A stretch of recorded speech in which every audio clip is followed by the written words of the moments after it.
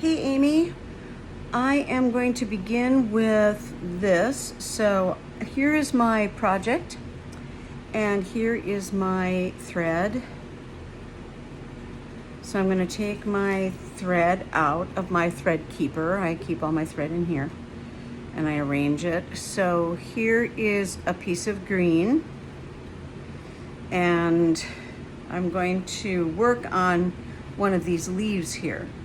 So you have, in most of the threads that come, they'll tell you how many threads to use. So they might say, use 6 strands, use 3 strands, use 2 strands.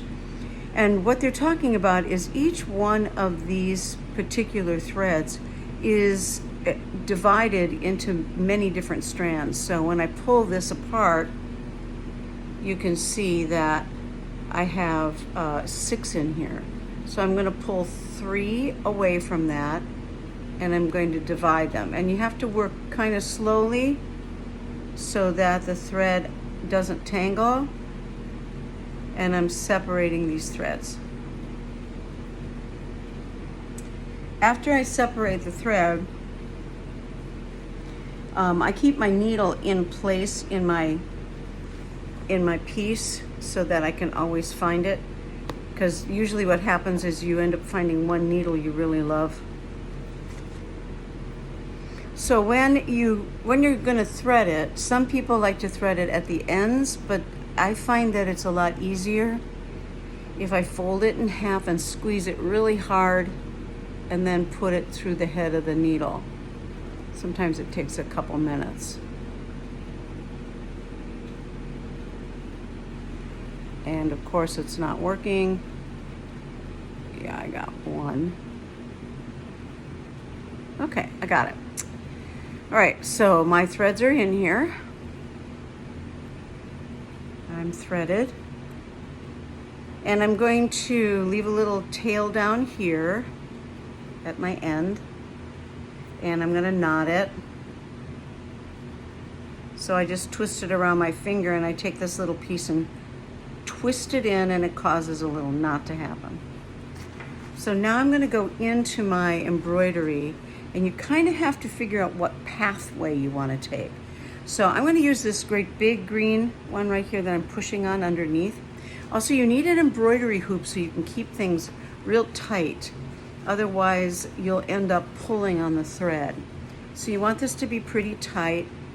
You can tighten it by squeezing it like this. You take this little turn and you turn it really tight. So if you don't have one of these, you need to purchase one. So I'm going to start down here because I'm going to work upwards because I want to fill this leaf. And in order to fill it, what I'm going to do is I'm going to fill it on an angle. So I'm pulling through. I'm going to first follow the drawing here. Go back. Then I'm going to come up just a little bit on that drawing. Pull my needle through. I'm going to go back down to the middle. Then I'm going to come from as close as I can to that stitch. And I'm going to make another stitch that probably isn't going to make complete sense to you, but I'm going to go all the way over to here. And now what I'm going to do is I'm going to fill in that space. Yeah. And I'm going to come back down here to the center again, but I'm going to keep filling in that space.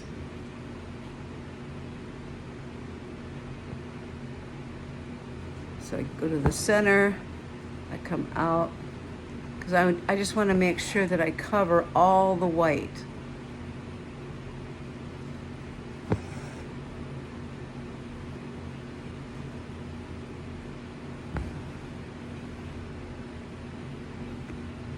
Got a little bit of white left in here.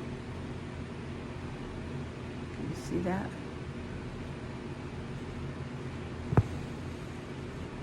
And I'm going to fill that last little bit of white up. Now I still see a little white here, so I got to go down one more.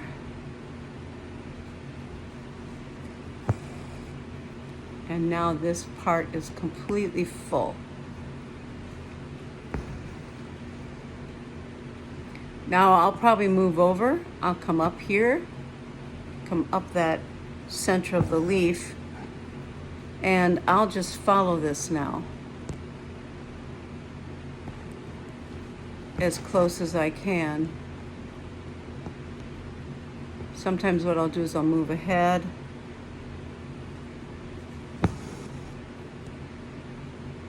So I'm going to do exactly what I just did. See that?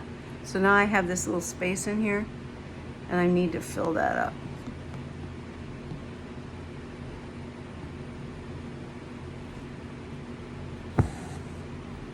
And so that's how you cover your whole area. But you want to try to stay really steady. I mean, as close as you can to the other piece, so that it fills it up really completely. I hope that you can see this.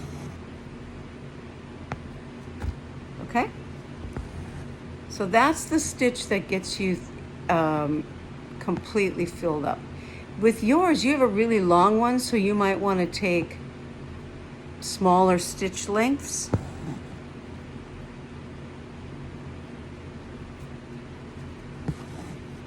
Okay? I hope that helped.